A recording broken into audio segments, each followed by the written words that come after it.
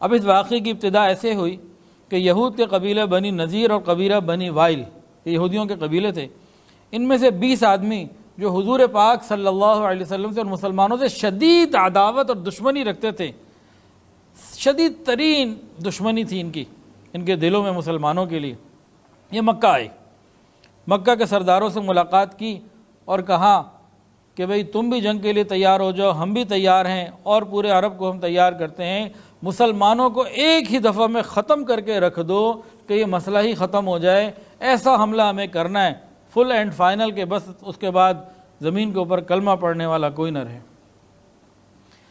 اب جو مکہ کے لوگ تھے مشرک تھے، اللہ کو مانتے تھے لیکن بتوں کو بھی مانتے تھے اور غیر اللہ کو بھی مانتے تھے۔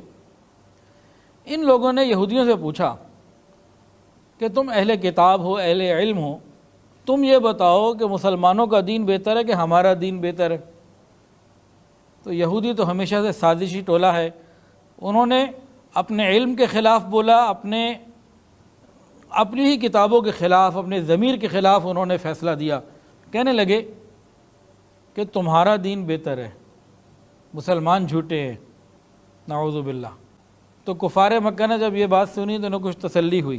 یہاں ایک بات اور سمجھنے والی ہے، عام آدمی کے پیچھے کوئی بھی دیوانہ اور ہو کے خراب نہیں ہوتا، جو بری نیت کے لوگ ہوتے ہیں، جو بری نیت سے کوئی دین کا رخ لے کر آتے ہیں، یہ زیادہ بگاڑ کا ذریعہ بنتے ہیں۔ ہمیں چاہیے کہ اہل حق کے ساتھ جڑے رہیں۔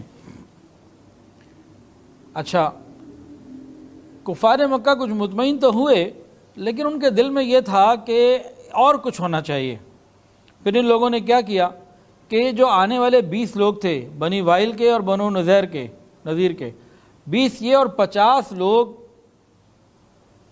قریش مکہ کے بڑے بڑے لوگ، یہ 70 لوگ اکٹھے ہوئے اور انہوں نے کہا بیت اللہ کی دیوار سے لگ کر اس کے غلاف کو پکڑ کر سب نے یہ عہد کرنا ہے کہ ایک مسلمان کو بھی زندہ نہیں چھوڑنا، سب کو ختم کر کے آنا ہے، جب تک ایک مسلمان بھی زندہ رہے گا ہم مسلمانوں سے جنگ کرتے رہیں گے، واپس نہیں آئیں گے۔ بعد میں سارے بھاگ گئے تھے جب ہوائیں چلی تھیں، لیکن اتنا بڑا سخت شدید قسم کا جو ہے نا وہ تعصب بھی تھا، غصہ بھی تھا اور پوری تیاریاں بھی تھیں۔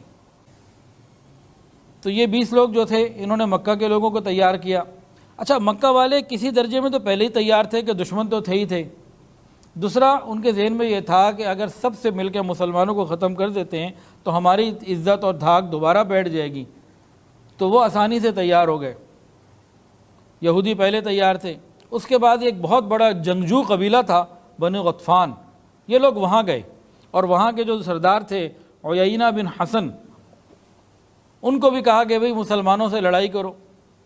وہ تھے تو کافر لیکن مسلمانوں کے ساتھ ایسی کوئی دشمنی ان کو نہیں تھی۔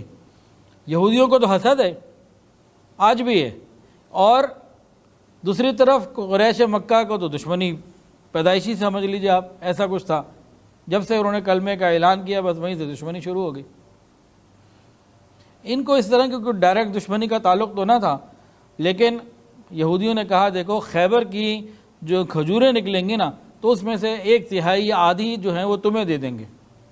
تو وہ ایک بڑے مال کے لالچ میں آیا کہ چلو بھئی ٹھیک ہے ہم بھی تمہارے ساتھ شامل ہوتے ہیں۔ تو اس طریقے سے یہ سارے عرب کو لے کے یہ آئے۔